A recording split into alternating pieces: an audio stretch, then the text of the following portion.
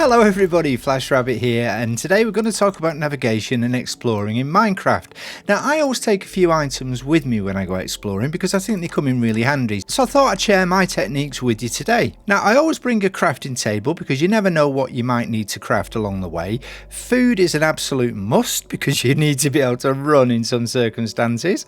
I also take some banners so that we can mark interesting points on the map as we go along, and I take some maps. I also take armor because obviously I don't want to die, a cartography table, some paper so that we can enlarge the maps that we make, an anvil so that we can rename the banners as we would like, and also some water because in 1.18 there's some very deep caves and we might need to get up and down, and a water stream would come in extremely handy. So I'm going to turn around and I'm going to put myself into survival, so it's just as if you were playing it at home like that, and I'm going to open this map. Now as you can see, this map only shows us our immediate surroundings, so what we need to do, we need to enlarge that map, and we're going to do that with the cartography table and the paper.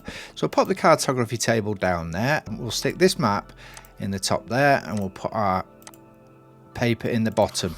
Now we can enlarge this map 4 times, which will give us a larger area than we had before, and as you can see, that little arrow tells me where I am on the map. Now we'll break the cartography table because we want to bring that with us, and we've got a boat here which you can make on the fly, so it's not really necessary to bring one with you, although I have today. Wood is pretty much everywhere, so we won't have any problems making a boat if you'd forgot it. The other thing I like to do is to hold my map in my offhand so that it doesn't take up the whole of the screen and I can see better whilst I'm looking at it, because sometimes you get jumps while you're looking at your map and it's not very much fun. Now night time is falling just as we're reaching some land, so what I'm going to do is put my bed down and sleep so that we don't have to deal with any nasties. We'll put our bed down there and we'll click on it. Now as you can see there in the bottom left hand corner, we've set our respawn point so that if we go off now exploring and we die, we'll only have to come back to this point, so we should be able to get our gear quite easily without too much fuss. So I'm going to leave that bed there so that my respawn point is set, and we're going to crack on and see where we end up here. Now let's say that I wanted to mark this beach here as an interesting point on my map. I can do that with banners, so I need the banners and I need my anvil so that I can rename the banner. So I'll pop the anvil down there and we'll put a banner in that slot there. Okay, so I've renamed the banner in the anvil to beach, so I'll just pop that down there, and all I need to do now is touch it with my map, and as you can see, we've now got a very handy waypoint on the map so we know where to come back to. And the other thing to note about these maps is the top of it always points north, so you know that the top is north, the bottom is south, the left side is west, and the right side is east. When I was in school, we used to remember it by saying never eat shredded wheat.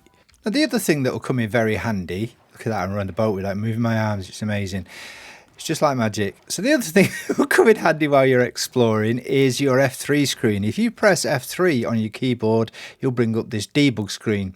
As you can see there on the left hand side, you have your X, Y and Z coordinates, which will tell you where you are. So if you want to remember this place here, if you make a mental note or a written note, or even take a screenshot, you make sure that you can get back to these exact coordinates in the future. Also, you'll find there on the left hand side, it'll tell you which biome you're in, which sometimes can be very handy if you're looking for something in particular.